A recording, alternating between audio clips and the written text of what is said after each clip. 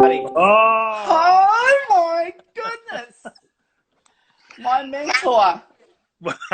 hardly. Oh, yes, you are. And am I like I've never gone live on Instagram. You're looking fabulous. Oh, no makeup. Love it. Welcome to my home. Oh, it's beautiful. I try to resemble the chapel with the festoons out the back. Yeah, it's lovely. Is the bar So you open? can, yeah, the bar's open. You can get a wine. I'll give it to you Great. free. We Am can go I outside, meant have a chat. to? If I do silent mode, no. I can hear If you I do, properly. you what? No, it's all good. Yeah. Am I allowed to do that? Yeah. Because I haven't got one of those. You know, I'm holding it up with my hand. You know. Oh, bless you. I know. I'm not very modern. Don't need to be. But You're amazing. It's just nice and relaxing like this. Yeah, exactly. That's what we want. We want to remain connected with you You've and got to all be our relaxed. performers and all audiences. Yeah, Exactly. yeah, And how's your week been? yeah, yeah. Really good. Nice and busy. I like being busy. I think you've been a bit lazy. You haven't been working hard enough. Well, I like working really. Yes, you Um, do. You're one of the hardest workers I know. I'm always better mentally when I work. Otherwise, when you don't work, you just all you've got is your own thoughts, and I find that really dull. I know how to not work as well. I can be lazy. We can go to Bali together. Yeah, I love a holiday. It's, So we were so looking forward to having you as part of the Melbourne International Comedy Festival, having Dolly yes, Diamond return to Hell in a Handbasket, and then all of a sudden yes, COVID came along and went whack, no more yeah. shows. How Awful, wasn't it? I mean, awful! I was devastated to say, we have to cancel shows. Yeah, I mean, you and millions and millions of others. Um, uh, yeah, I mean, it was just unimaginable when that all went down, and I think we just bit by bit, you watched everything in your diary and everything that you know and do just disappear. Yeah. And I think as us performers and actors and singers and creatives like that, we work our asses off just to get that work in the diary.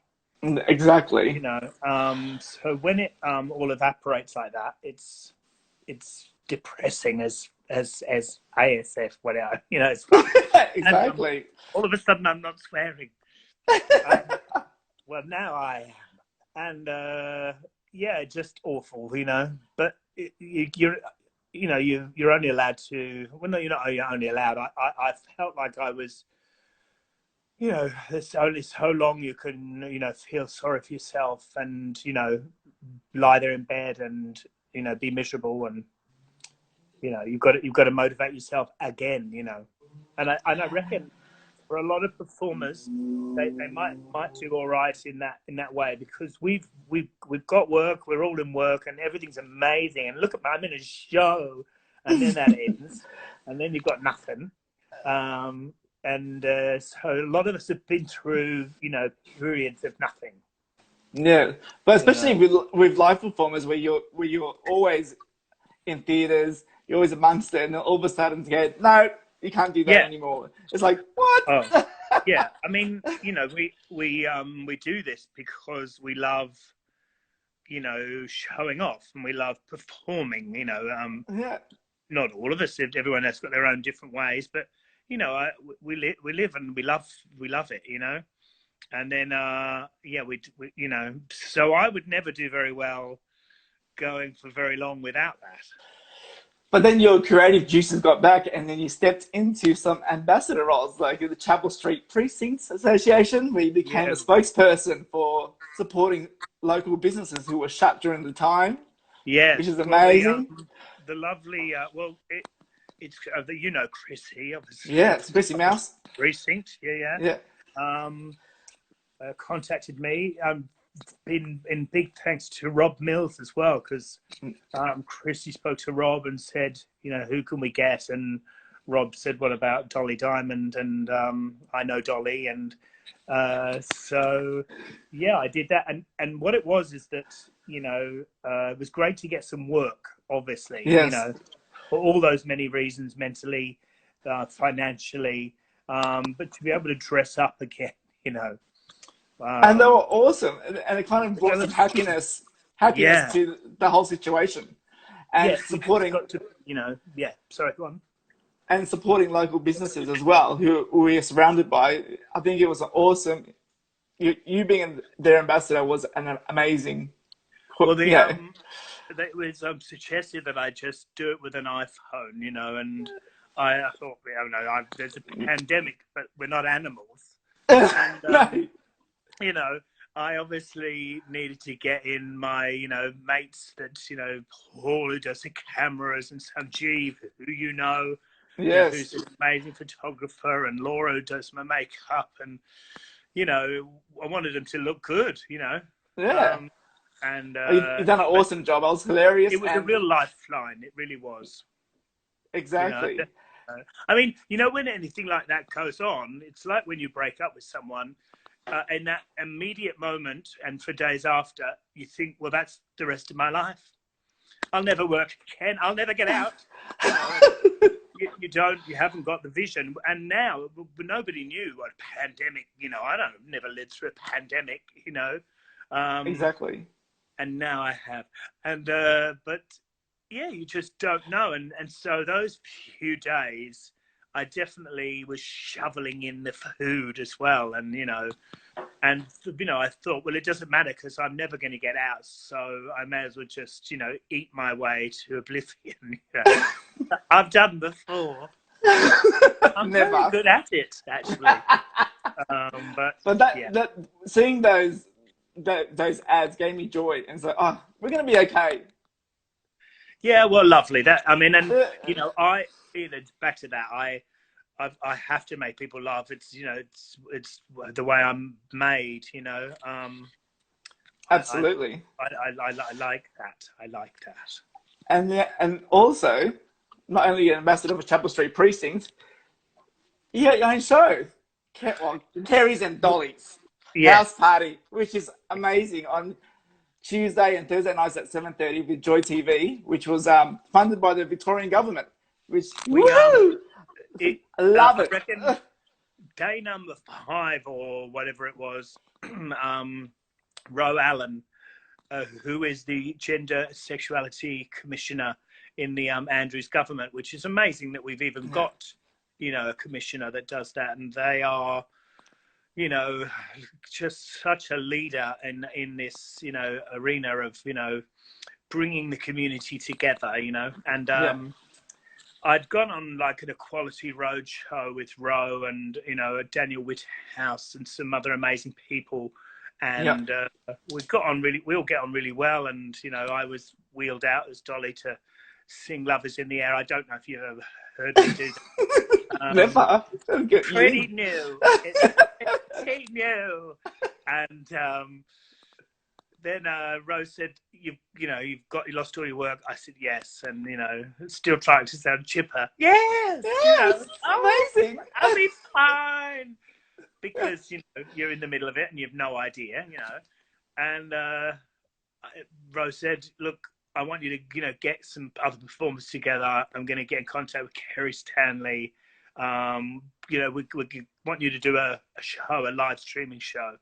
And that's not my area. Anything technical, as you know, you know, I'm Luke Gallagher. Hey, Gallagher. Yeah, and you know, but we Kerry and I spoke. Kerry and I have known each other for years. She's an amazing milliner and makeup artist, and she'd done some work on presenting on ABC News Breakfast, and we'd recently just said, you need to go for it because you're good at that. You know, you're good at that. And so she said, I want to co-host it. And I said, well, obviously, yeah, you've got to. And so that was born. It is funded by the Victorian government, which, immediately I didn't think, oh, this great. I've got more money. Financially, I'll be fine. I can breathe again. It's just that work again. I can be Yes. creative. I'll be all right. And it's no easy feat doing 2 live shows in 1 week. No, I'm an idiot. It's amazing. And I'm like, yeah. And as I said again, you're one of the hardest working people I know. So hats off to you. Like, I didn't realize, the work that goes. I mean, I did realize probably the work that would go into it, but you think, oh, that'd be a great idea, and then you've got to do it, and and also the fact that it's in my lounge room. This is where I live. So I feel privileged to be part of it. Look at that. Well, I thought, oh, I wonder if I should be doing this on the set, and I thought, well, it is my lounge room. And it's either that or in my bed. I don't live in a mansion. And I thought, well, it'll be all right, I reckon, Oh, it's so entertaining, and I love it. And it gets the community together, and you showcase these amazing artists that we don't get to see. Yeah, well, I mean, we always want more, people to get involved. Last night we were going out on Sydney Mardi Gras Facebook and Fed Square. We've got others we would love to get involved. It's about spreading the word, and yeah. I think you're doing a fine job, and hopefully it stays up. I don't want to end. We're scheduled to go till September. Oh, amazing! Which incredible, really. And obviously the Pride Centre is being built. Well, nearly done. Yes. It's Kilda, and who knows? We may get to move in there and do it. I think really we're just I know it's sort of one step at a time, isn't it? Yeah, and not only doing those 2 shows, you're also an ambassador for Movember, and also working with the Rainbow Families doing story time. Yes. Yeah. What makes you want to become an ambassador? Greed. No. I think I love being asked. And guide dogs as well. Yeah, when you're asked to do something like that, and then you you think, will I be able to commit to doing that? And yeah, I mean, if you've got to be brutally honest, that you do, I think anybody does them because they believe in what it is. I mean, why on earth would you not want to be involved with guide dogs? The lovely Charlie there asked me to do it. Yeah, it's Charlie Spenlove. Yeah, she's amazing, as you know. And I got to go along to the facility there and see the dogs and see how they're trained, and spend a bit of time that way. And then got to meet the big boss there, Karen. Karen is amazing. And yeah, I love it. And you get to see what they do for people with low vision and blindness. And that's why, but also the honest, as I say, honestly, is, it really helps what you're doing. When you're trying to spread the word about what you're doing, you want to be associated with really well-known, trusted, amazing groups of people. Yeah. That, to me, it's just good business. But, I go along and I do stuff for Guide Dogs Victoria for Movember, and you don't get any money. Yeah. And, so you've got to be willing to, put yourself out and do stuff for nothing. Yeah, exactly. And I saw what you did with Mardi Gras. It was amazing, Yeah. to go up there, and they'd never marched, as a group, and the clients marching there, it was just incredible. That's a gift to me. I mean, God, that sounds so cliche, doesn't it? But to be asked to go up there and represent them at Mardi Gras and to march with all those people was just phenomenal. It was lovely, and I would definitely do that again. And you're giving up your time, but wow, what an experience.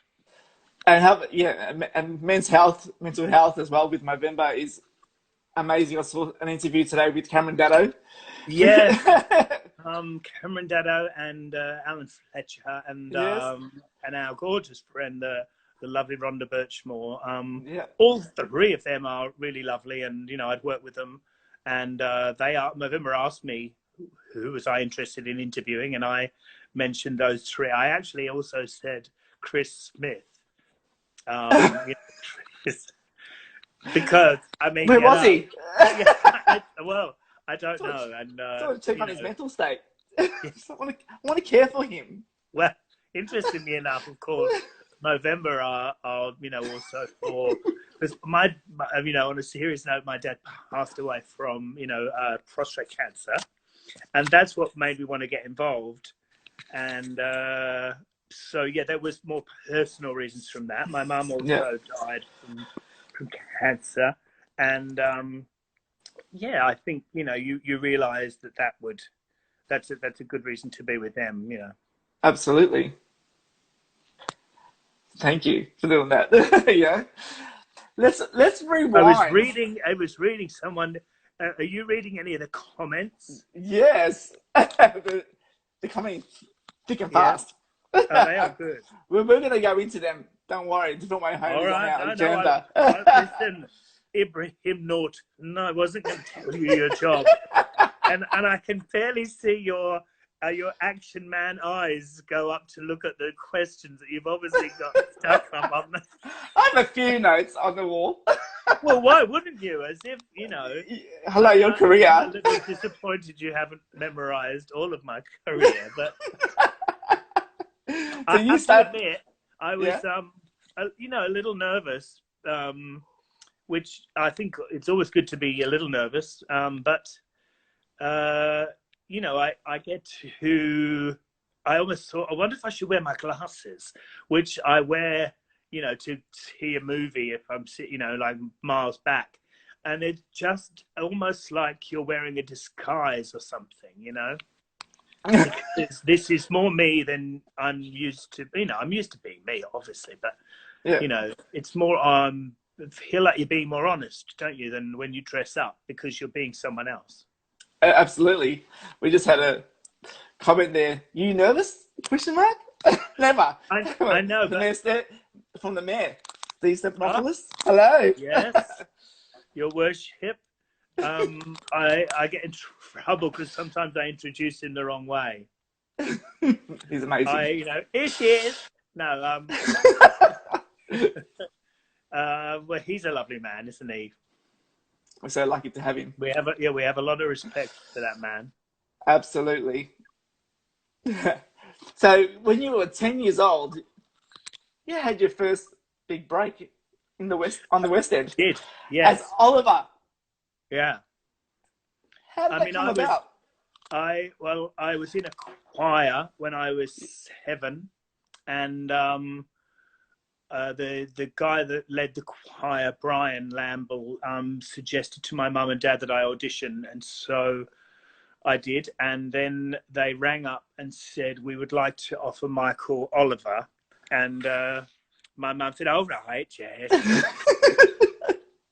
He always answered the phone, 1, 2, 4, 6, and she had a very deep voice, sort of like B. Arthur. No, and I won't go into Dolly's act. And basically, 1, 2, 4, 6 was the last 4 numbers of our phone, and people would ring up and always thought it was my dad, but my mum, because my mum had a deep voice, she was also one of the best people in my whole entire life. I absolutely love and miss my mum. Rest in and peace. Especially with Mother's Day coming up, but it's a different day in England, and I never sent a card anyway all over the years.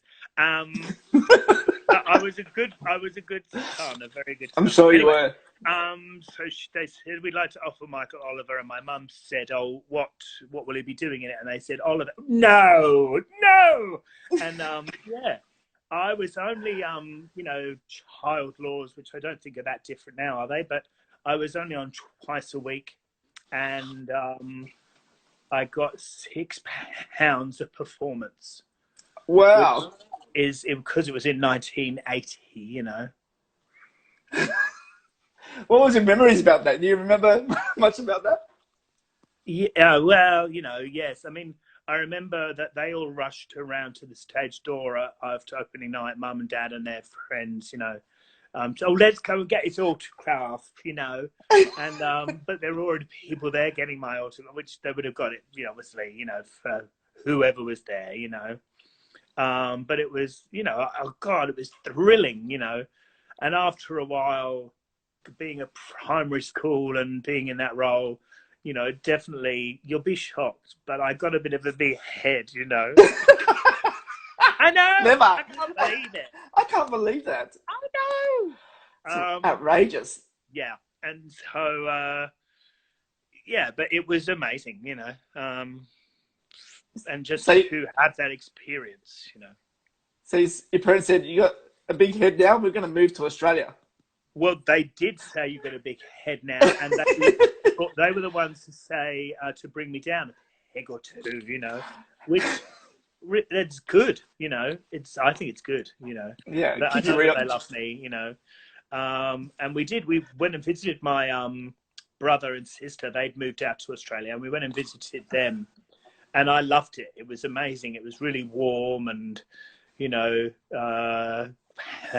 big hamburgers, and England was dry, it was grey and dull, and I was just a child. I was only 12, so I wasn't going clubbing much, and hadn't got into the drugs, and so I loved it. I loved moving to Melbourne. It was amazing. Wow. And then, so did you get into any theatre when you were as a child in Melbourne?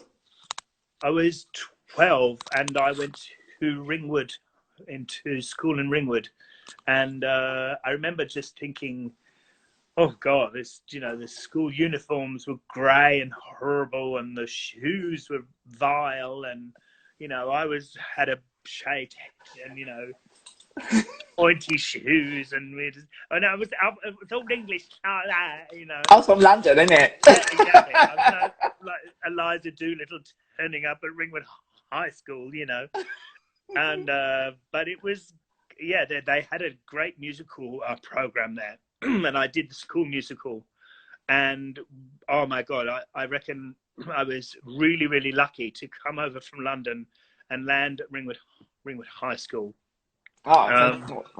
Because the one of the music teachers there was Judith Curfey, and she began the Australian Girls Choir. Oh wow! Jan was absolutely amazing. Rob Motton was drama, who was one of the big pioneers of the gang show. Blah blah blah, and just really good school musicals. And then as I got older, I did extra work on on all the soaps and stuff. Neighbours and Flight Doctors and that sort of and yeah, then I think I did amateur theatre in the Melbourne Music Theatre. It was called the MMT, And then you got a break with the Phones a cappella group back in the 90s. Yeah, I'd gone. I left school after year 11. I didn't do VCE in Ringwood. I went to Box Hill College and did drama. Yes, and then I did a year at Rusden. Yes. And did drama and dance. I done a semester at Rusden in contemporary dance. Did you? I bet we should have started our own dance company. It would have been amazing. It would have been amazing. I would have worked in the cafeteria. I'm shit. I would have sold tickets. Yeah, exactly. Yeah. No, I'm not. I'm not completely uncoordinated. But I never got a job through my dance ever. Exactly. Yeah, and so I left Russell because I auditioned for the Phones. They were a five-guy a cappella group, and they were huge at the time. They were, yeah. We got loads of. We were on the Bert Newton show once a week. Amazing. And we did all the telly, and that was with Reg and Paul and Rusty and John from the Scared Weird Little Guys. Amazing. Yeah, and it was amazing. I loved it, and that was my job. It was, it's good to get a job like that. And I moved out of the burbs and moved into Eastern Kilda.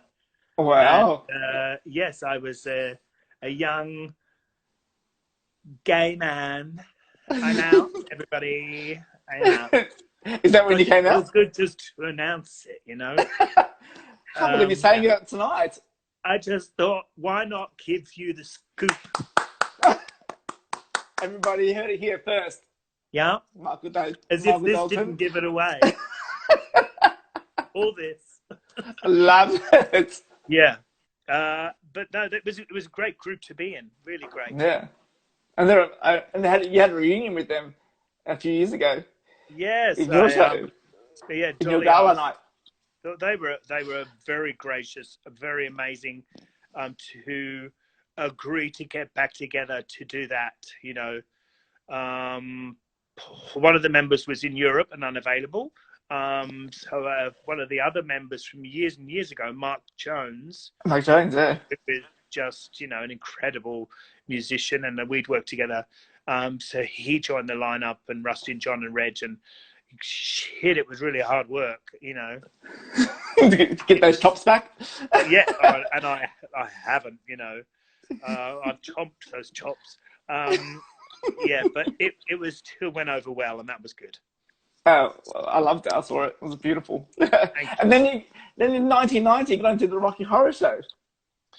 Yes, I think it was 91 or 92, yeah, something like that. I auditioned in Melbourne, and it was the all-star production, and Gina Riley, who was Janet, amazing, fabulous, love that lady, and Red and Wilbur. Get the star of stars.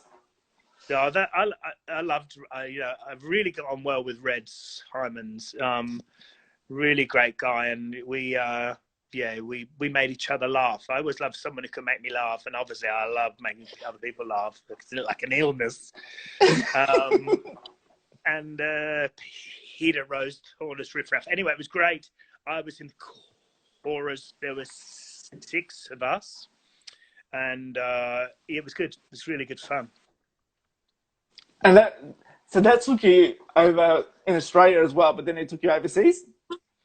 No, I was working then in Melbourne, and I worked at the comedy club in Lygon Street, and I worked there in the ticket office and loved it. Elena was running things then, and loved Elena.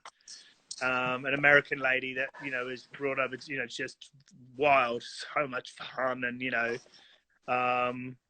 and then I was there, and Rita Rudner was coming over. Love her. And one of the most amazing comedians. Oh, she was incredible, yeah. And I'm pretty sure I would have suggested that I MC, the night, and they said yes, and I was doing that as Maggie Tabara, Woman's Weekly, stick back, Black and Decker suits me, which was really a bit of an early Dolly voice, really. And I did, and the support act was the Great Big Opera Company, which was John Jackson. Incredible John Jackson. Yes, that amazing. That voice. Amazing voice back then and now. And after the show, Rita said, "Oh, look, what are you doing tomorrow?" And I said, "But I don't know, Rita, what are you doing?" And she said, "Let's get together and we can work on your comedy if you would like." So Rita and you went out for coffee. Yeah, so we went out, and basically she said, why don't you do this? Why don't you try that? Let's give this a go, you know. And we basically wrote a new act for me, you know, lots of stuff to work on together anyway, you know. She was so gracious, so lovely. And then while I was there, I met the amazing Jonathan as well. From America, Michigan. Yeah, and worked with Jonathan, and then Jonathan asked me to move to LA with him and work with him over there. And wow. So I did, and that went really well. And that was a bit of a wild, crazy time. Was it your first time in America? Was it your first time in America? Yeah, I just try to remember that. It would have been. I'd already been, but it was living there. You know, it was very different. Yeah. You know, living in Marina Del Rey and in LA, and you know, trying different stuff, and you know, and then when I was back in Melbourne, I then met Julian Clary. Oh, it's amazing, Julian Clary. Yeah. And you became I watched Julian's show, and we all went out for dinner and drinks as a big group, and you know, and then I was doing a gig at Three Faces, which was a gay club in Commercial Road, and then, I don't know that place. No, gone now anyway. It's all gone. We don't do that anymore, do we? No. And he basically saw a gig and then said, "Look, would you like to be my backing singer?" And so I did. Someone just has written experimenting. Yes, exactly. And I did the gig in Brisbane, and then he went back to London, and then asked me from London if I would like to be his backing singer in London. And so I thought, yes, great. Julian Clary was massive at the time. He was like the Graham Norton of the time. He had his own show. I mean, really huge. I mean, I mean, we always, with celebrities and things, people think, oh, well, what are they doing now? I don't even know what they do.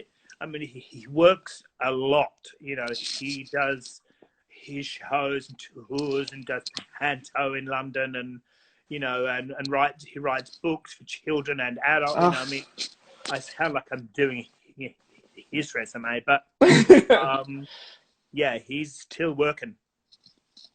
I remember before I came out, I remember seeing him going, "Oh my god, he's so funny! I love him." I was glued to his TV show.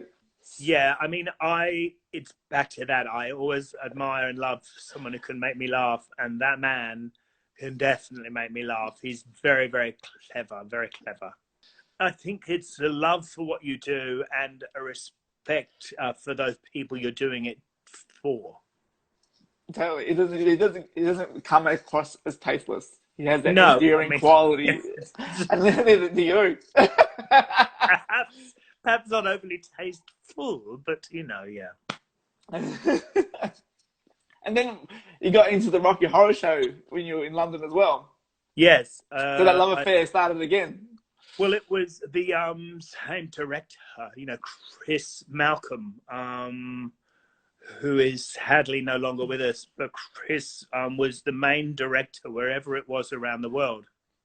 And so I saw that it was on over there, and I said, I want to audition, and so yeah, I got into it over there as well. It was great to be in the West End and doing a show, you know, and being Europe as well. Yeah, well, then there was a different company putting on in Europe, and so yeah, I signed on to do that, and that's when I was Rocky, you know, blonde hair and wow. 500 kilos less than I am now, you know. But they were good days, yes. I mean, and traveling around and being Rocky in Amsterdam during the gay games, I was really busy. You must have been really popular. I was really busy. It's back, you know, I mean, you know, I was quite a youth, you know. You don't consider yourself to be old now. I mean, I'm 50, and I'm all right with it, really. But you know, I was a lot younger then, and yeah, they were good. They were very, very good days. Someone wrote up there, sticky moments. That show is Yes. awesome. Yeah, exactly. It was, and you know, you mentioned he was the Graham Norton. I mean, there was no one. There was no. Yeah. I mean, there was, you know, those that were very camp and, you know, that sort of thing, which is obviously what Julian is. But Julian was outrageous. Yeah. And got away with it. Exactly, and done it so well. I thought he was one of the greatest of our times, Yes. comedy-wise. Yes. Yeah. And so you were back in London, touring again with the Rocky Horror Show, and then you got into Naked Boys Singing. Yes, that was in London, and I auditioned. And you know, when you go to the audition, they said, "Tell us about the audition." What? Tell us about the audition. Was it a closed set? No, I mean, you know, you're there and you've sung, and then they, you know, they whittle you down as every audition is. You know, you're down to the last group, and they said, no, it is optional, but we'd love you to do this routine without any clothes on, you know. And obviously, there's some guys in the room are like, yeah, no problem, yeah, no. And oh God, you know, the things you do for a job. And you don't want to be the only one in your bloody underpants, do you? You know, no, you can't do that. So yes, off they went, and but I got the job, and I was the naked maid. Wow, I never got to see that show. It's a great show. I love it. You know, and the premise of it is that you begin naked. You know. And then as the show goes on, you are either dressed and then you get naked again. And it just really acclimatizes an audience into believing that, yeah, we're nude. What of it? You know, big deal, you know. Yeah. Which I think it is a big deal. Well, it really is a big deal. No. But did it, exactly, massive deal. Huge! Did it make you more comfortable with being, you know, in your own body? Not when my mum and dad were there. Oh, God. And people are like, I can't believe you invited your mum and dad. And of course, mums always go, I've seen it all. Yeah, you saw it, but it was like that. And it is not like that. How do you do it? That's amazing. I think you know, you just want to get out there and do your, you know, but I know from the beginning of the run to like a week in, size does change. You know, the more comfortable you get, the less indented it is. What was that OH&S rules down there? I don't think there were any. No, I don't think there were any. But it's a really fun gig. Oh, so amazing. I don't know. I wouldn't do it now. Well, I wouldn't do it at the moment anyway. Why not? Well, you know, there's that old sort of way of believing that I wish I was as skinny as I, you know, thought of, whatever. You know, I think you're never really in the moment. Generally, you're never that happy with the way you look. And when I was Rocky, I had like a 30-inch waist, you know. And even then, I wasn't happy with that. You know, I didn't think I looked great, and you know.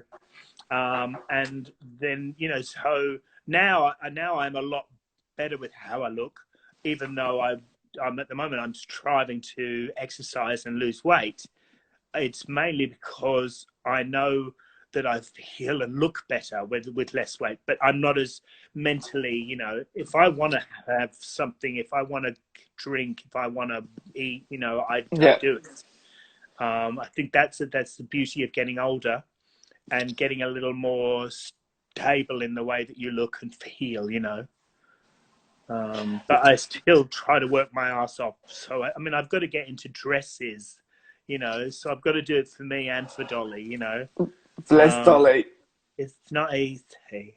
She's not easy. So, you were in London, and how did Dolly come about?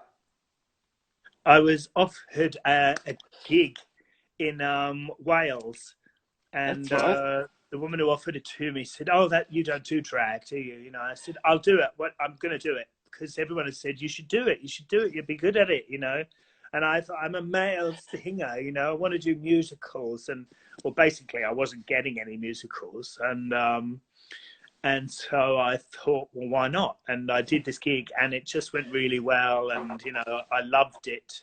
And you can get away with more, you know, when you're somebody else. When I was getting up there as Michael and being a smart ass, and it went over, but sometimes they were like, "Did fucking hit you," you know. But it was good. It was great fun, and I loved it. And then after doing that first gig, I just started to get more and more work.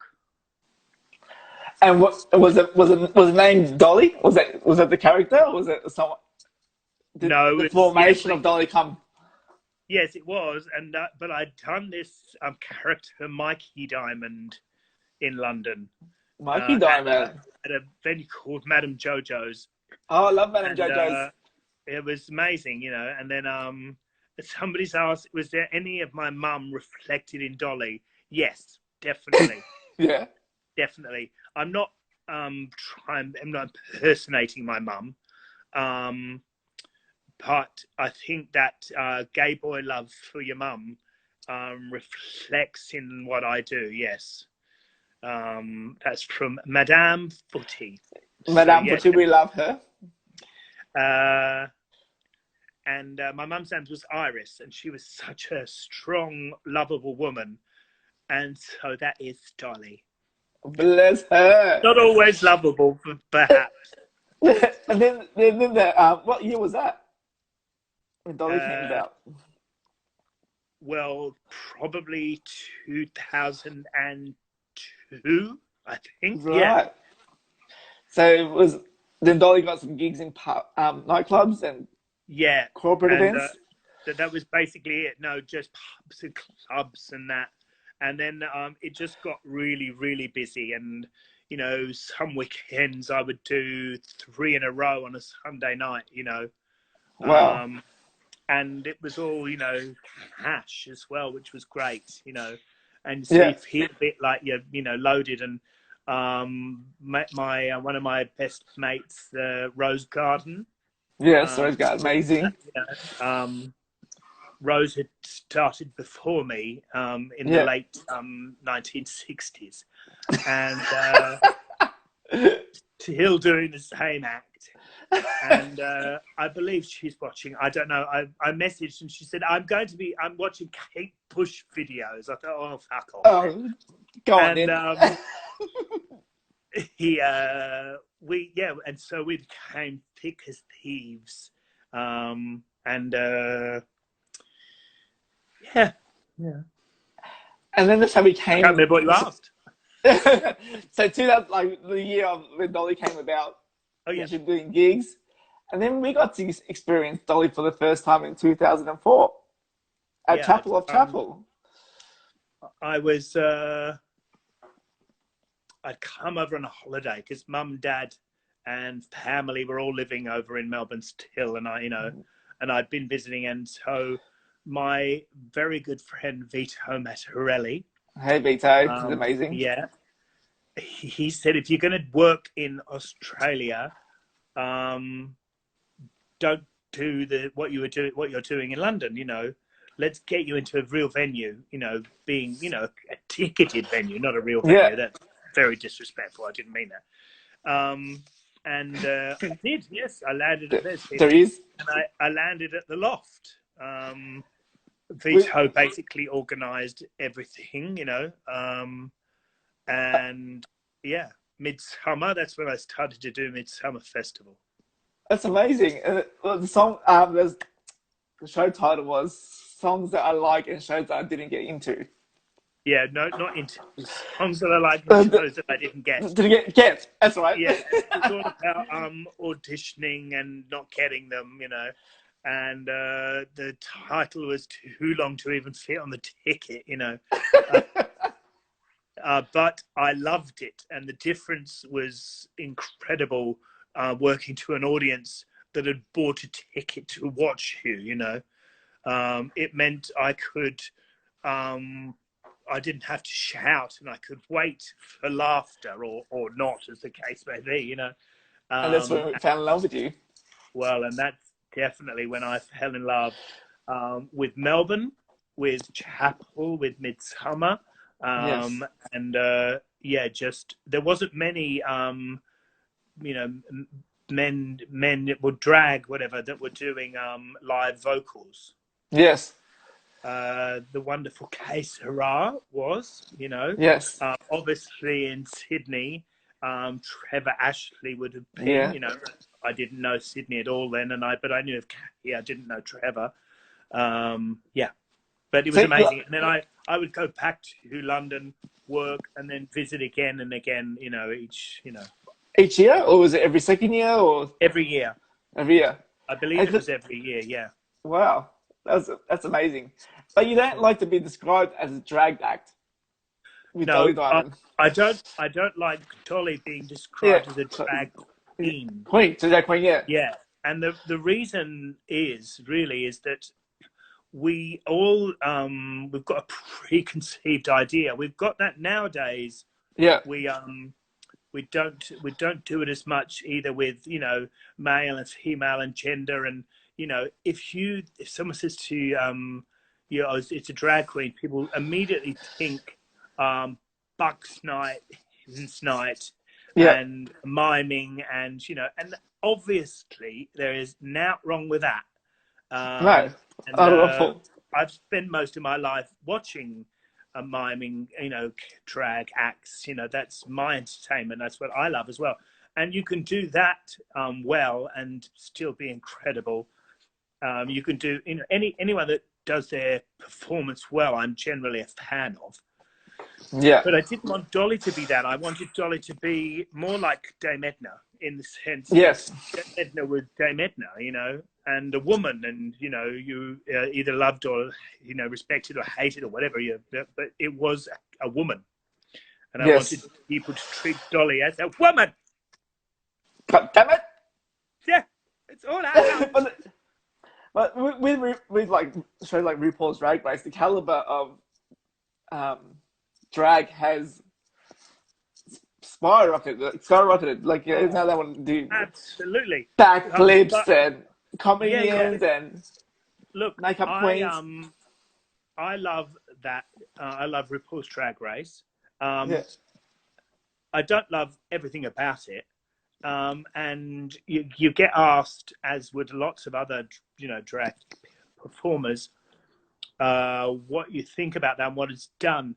I think it's done exactly the same as The Voice or Idol or anything like that. It's done to singing.